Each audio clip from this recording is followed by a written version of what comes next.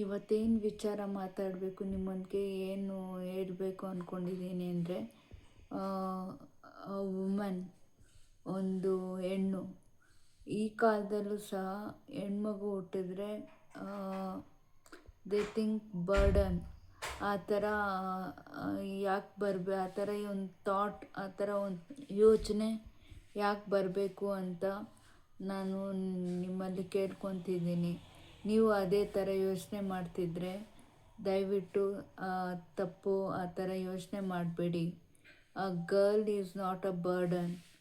A girl can fill everyone's life happy, and she stands to be strongest and willing to do any kind of a risk work, or she puts her to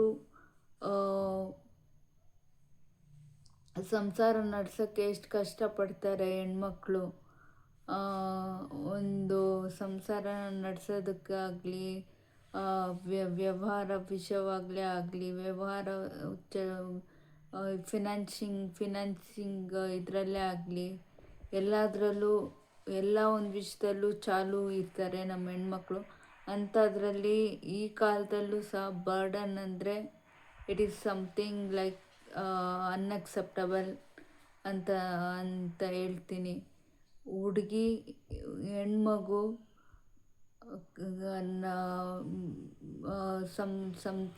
ಸಂಸಾರಕ್ಕೆ ಕಣ್ಣು ಅಂತ ಹೇಳ್ತಾರೆ ದೊಡ್ಡವರು. ಹಾಗೇನೆ ನಾನು ನಿಮ್ಗೆ ಹೇಳ್ತಾ ಇರೋದು, ಹೆಣ್ಮಗು ಹುಟ್ಟಿದ್ರೆ ಬರ್ಡನ್ ಅಂದ್ಕೊಬೇಡಿ. Treat like a princess and give a good life. ನಿಮಗೆ ರಿಟರ್ನ್ ಆಗಿ ಒಳ್ಳೆ, ನಿಮ್ಮನ್ನು ಚೆನ್ನಾಗಿ ಸಾಕ್ತಾರೆ, ಚೆನ್ನಾಗಿ ನೋಡ್ಕೊತಾರೆ ಅಂತ ಈ ಮಾತುಗಳಲ್ಲಿ ಕೊನೆಗೊಳಿಸ್ತೀನಿ.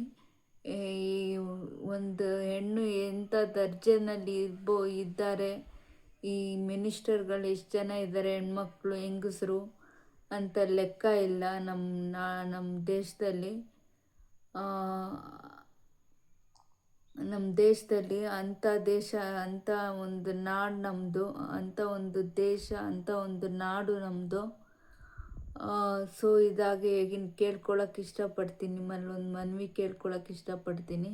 ಹೆಣ್ಮಕ್ಳನ್ನ ದಯವಿಟ್ಟು ಭ್ರೂಣ ಸ್ಕ್ಯಾನಿಂಗ್ ಇದರಲ್ಲಾಗಲಿ ಚೆಕ್ ಮಾಡಿಸೋದಾಗಲಿ ಮಾಡಬೇಡಿ.